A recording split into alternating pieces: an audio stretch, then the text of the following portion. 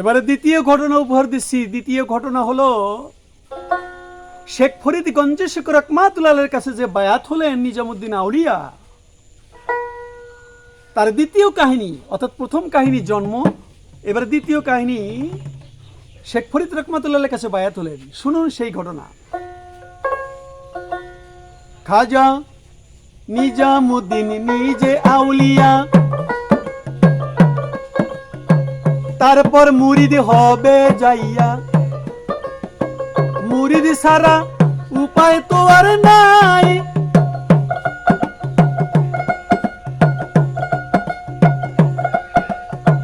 নিজের মুখে গেছে বলে শুনবেন আমার ভাই সকলে, বলবো কথা বলবো যে সবাই, আইকে যাবি সাধুর আঙিনায়, আয় আয়কে যাবি সাধুর আঙিনায়।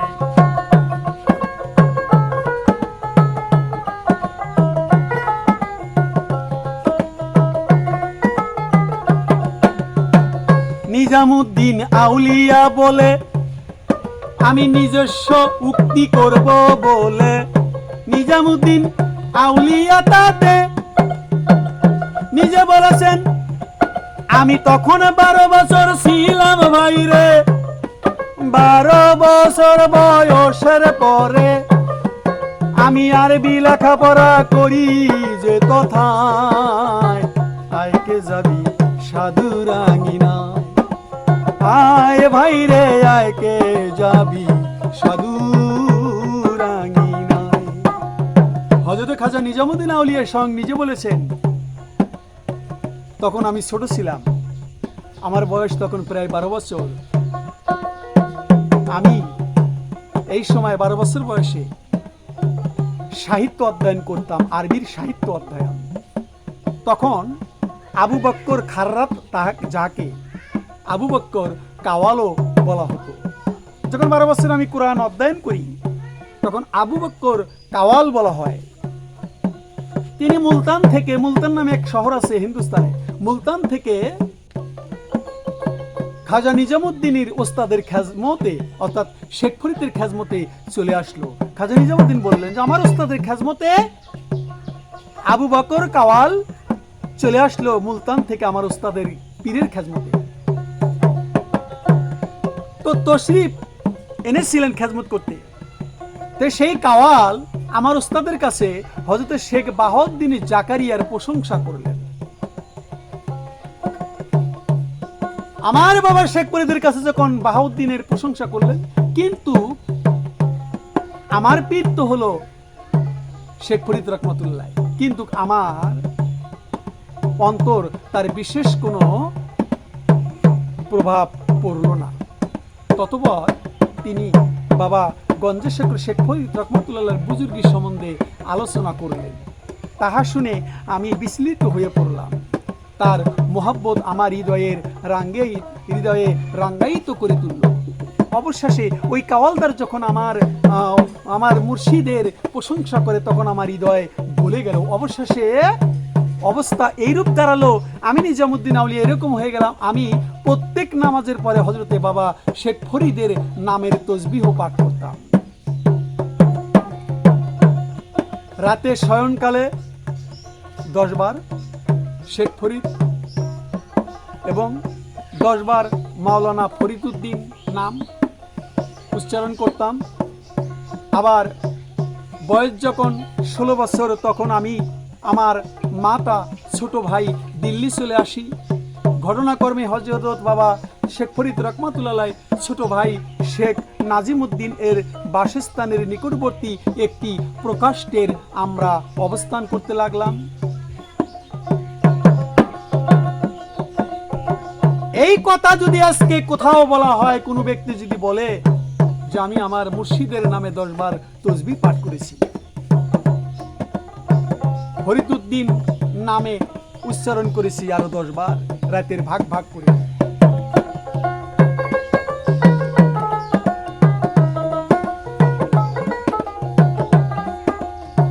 নিজামুদ্দিন আউলিয়া বলে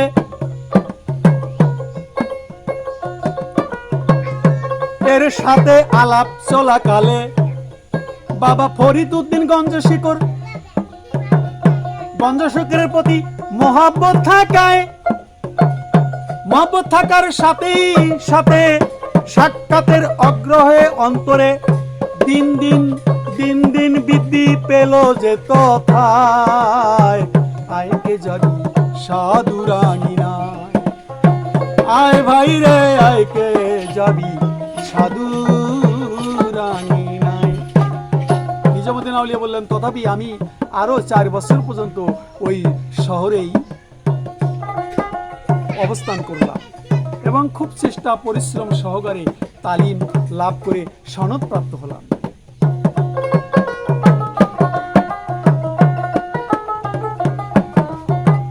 আজকাল কোনো মুরিদকে যদি বলা হয়, আর সে এমন বেহলিয়ত এমন মহব্বতী হয়েছিল যার নামেই 10 বার তসবিহ পাঠ করেছিলেন রাতের প্রথম থেকে শেষ পর্যন্ত।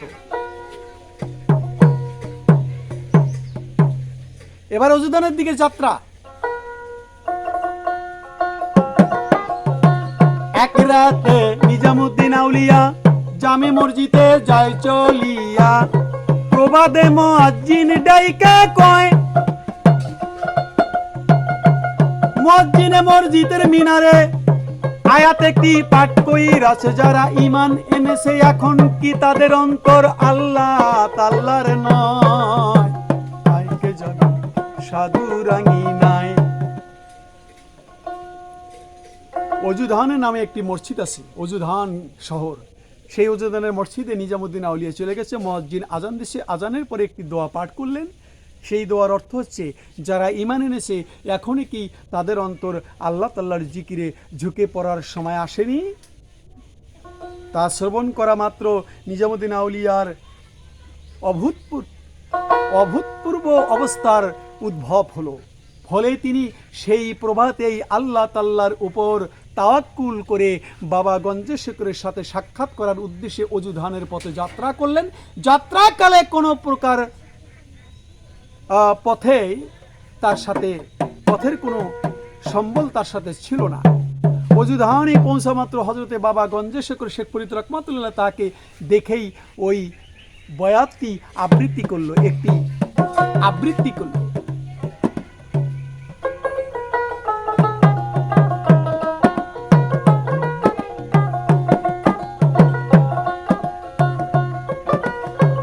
आए आस्ते से फिर का दिल हा कबर कादा हो এই আয়াত বয়াত পড়িয়া বয়াতটি এবার নীল শোনাইয়া বলল, ওহে তোমার বিশ্বাসের আগুনে অন্তরকে কাবার করে দিছে, এই তো হইল পাঠ করিল মুর্শিদ জয় কথায়, আইকে যাবে সাধু রানী না।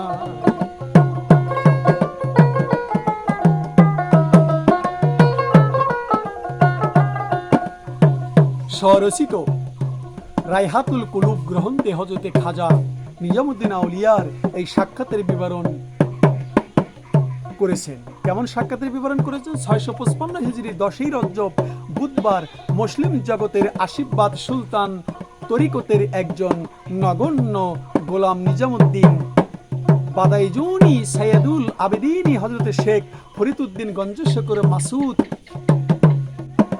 অজুধান রহমাতুল্লাহের কদম বুসি করার সৌভাগ্য অর্জন করেছিলেন।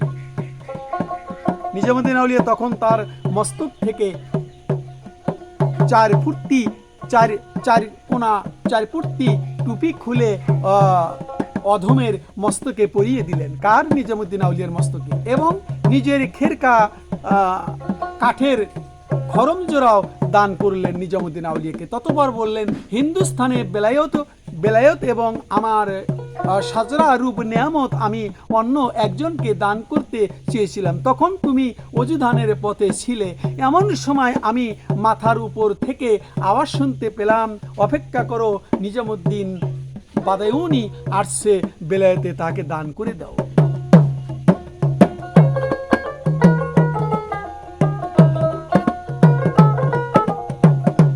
এটা 4 কোনা টুপি আর খরম জোড়া, এটা কি আসল জিনিস নয়? এটাই হলো বেলায়েতের নমুনায়। সাজ্জাদ রূপ নিয়ামত দিত তাই, এটা অন্যজনকে দিত শেখ ফরিদে, গাইবি আওয়াজে শুনছে নিজামুদ্দিনকে দিতে হবে, তাই তো বেলায়েতে তাকে দান করিয়া দেয়। আয়কে জাদু সাধু রানী নাই।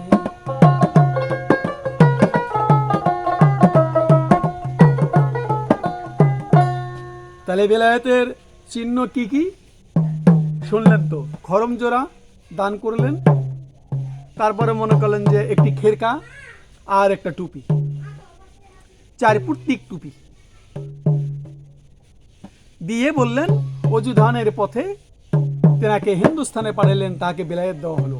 হযরতে বাবা গঞ্জেশকরের প্রতি এই নিজামুদ্দিনের বলেছেন যে এই অধমের প্রাণের যতটুকু মহব্বত এবং সাক্ষাতের আবেগ বিদ্যমান ছিল তা প্রকাশ করার ইচ্ছা মনের মধ্যে বারবার উকি মারতে লাগলো।